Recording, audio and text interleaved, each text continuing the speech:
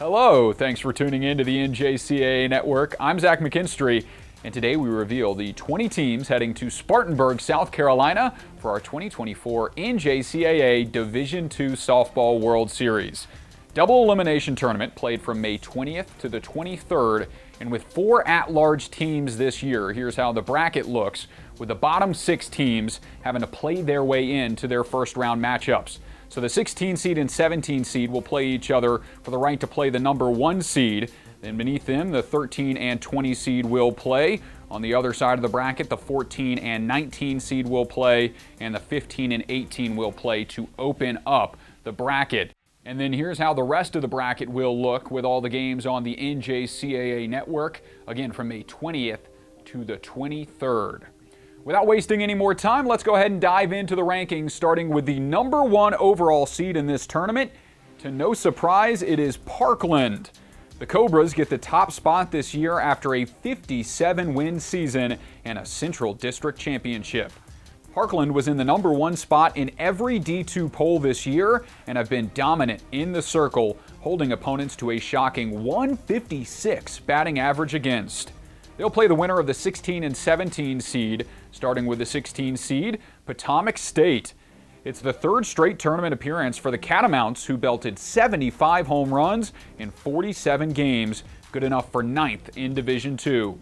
Sophomore Alexa Shoemaker is responsible for 14 of them, driving in 72 runs for Potomac State this season. They'll play the 17 seed, Macomb. The Monarchs closed this season strong, winning 11 straight and a district title. Allison Vogt has provided a big spark in her return from injury, notching 12 straight winning decisions, but will have a tall task against the hot-hitting Catamounts. Moving along, it's the 8 and 9 matchup, starting with the 8 seed, Des Moines area. Speaking of good pitching, the Bears have some great arms as they make their 10th consecutive World Series appearance. After a 3rd place finish last year, DMAC has won 19 nationally ranked games this season, while leading the nation in strikeouts in the circle. They'll face a 50-win team, though, as the 9 seed is St. John's River State.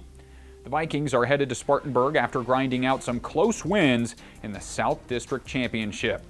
After losing early in the tournament, St. John's River State had to be perfect, and they were, winning 5 straight games, including a down-to-the-wire 3-2 victory over Marion Military. Moving along, it's the 5 and the 12 seed, starting with Lewisburg. Make it 5 straight years for the Hurricanes as they return to Spartanburg as the 5 seed.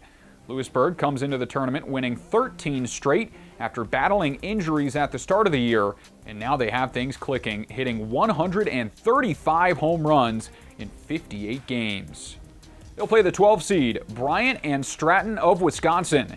It's the 2nd time in the program's history that the Bobcats have made the national tournament, thanks to earning the Midwest B District crown. The 17 shutouts by Bryant and Stratton, Wisconsin is 4th most in D2, and they'll look to that pitching against a good Lewisburg team.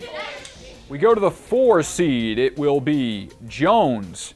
Out of Mississippi, Jones gets the 4 seed. Last year's runner-up loves the long ball, with 5 players having hit 10 or more this season.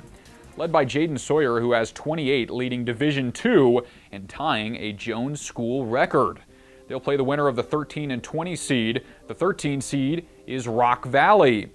The Golden Eagles continue to prove their talent at the D2 level since making the jump from D3. It was a rough start to the season for Rock Valley, but they've closed on a 28 and 3 run and make it to the national tournament in D2 for the 2nd straight year. The 20 seed is Lake Michigan. For the first time ever, Lake Michigan is headed to the national tournament.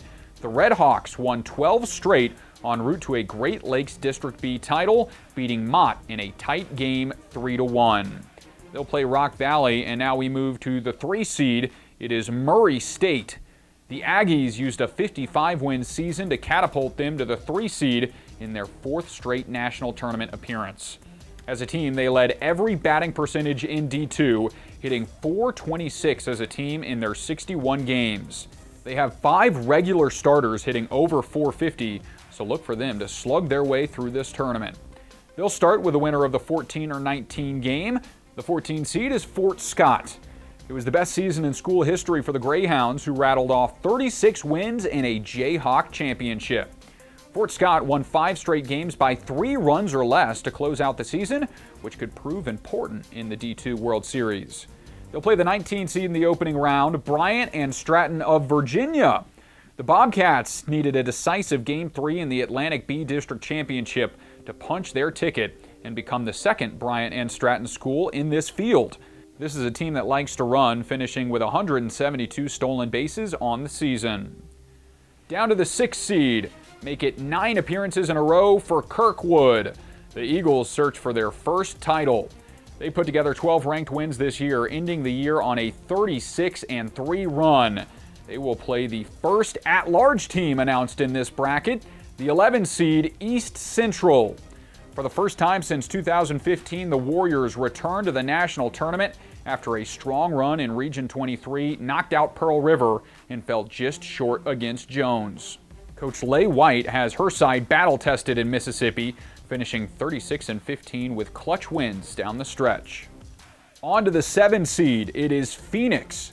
The historic powerhouse Bears are in as 10 times national champions, but they'll battle with a 7 seed this year.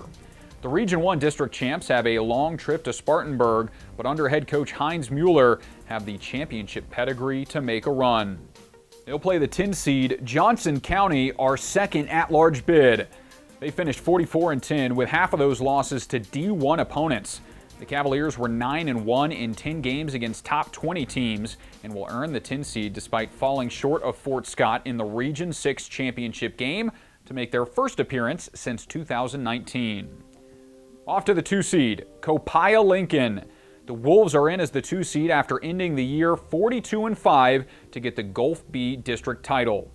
Colin has one of the more electric duos in the sport, with sophomores Madison Moak and Abby Grace Richardson combining for 33 home runs and 111 RBIs. That sets up the final matchup in our bracket with 2 at-large seeds still remaining. The first is the 15 seed, Central Alabama. The Trojans are in after finishing 28-4 in conference play, and top 10 in a number of offensive categories across Division II. Morgan Brewer is a really talented freshman to look out for, driving in 89 RBIs this season on 17 home runs. They will play the final team headed to Spartanburg for this year's tournament. The 18 seed is St. Louis. The Archers make their first appearance since 2021. They won the Region 16 tournament, rallied back from an early loss at the Central District tournament, and gave number 1 Parkland a run for their money in a 4-3 thriller. Congratulations to St. Louis and to all the at-large teams. Let's take a look at the tournament filled out. Once again, the opening round will be 16 and 17 seed Potomac State and Macomb will play each other. Then number 13 Rock Valley against number 20 Lake Michigan. Fort Scott will play number 19 Bryant and Stratton of Virginia. And then at the bottom, Central Alabama and St. Louis, 2 at-large bids, will battle in the opening round. And here's how the rest of the bracket looks. The number 1 seed Parkland up top. Des Moines area and St. John's River State. That should be a fun matchup as the 8 and the 9. Lewisburg and Bryant and Stratton of Wisconsin, the 5 and 12. Jones is the 4 seed, Murray State the 3 seed. Beneath them, the 6 seed Kirkwood and the 11 seed East Central. The 7 seed Phoenix will play the 10 seed Johnson County, and then the 2 seed is Copiah Lincoln. And a reminder, those tournament games to be played from May 20th to the 23rd in Spartanburg, South Carolina, Tiger River Park, and we are excited to see you there. Congratulations to all the teams that made it. These games will be on the NJCAA network starting on May the 20th, and be sure to tune in for some great softball action. Thanks everybody today. Congratulations to those teams and looking forward to this tournament. I'm Zach McKinstry, and we will see you next time.